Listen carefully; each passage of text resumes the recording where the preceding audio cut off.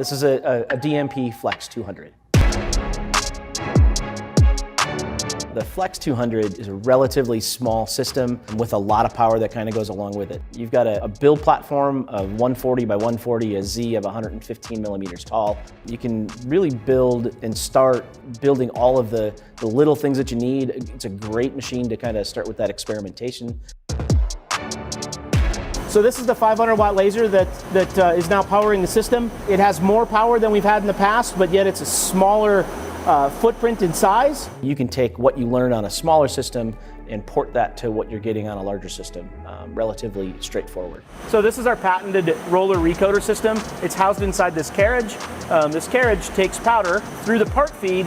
It will then put powder on top of our part bed where the welding process takes place. It's really a system that's meant to allow people to kind of flex and use whatever they need to use.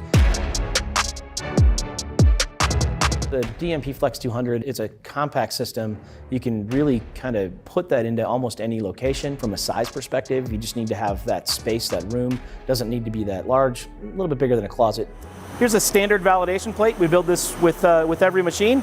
You can see some of the great high detail and surface finish that you can get on all of our parts.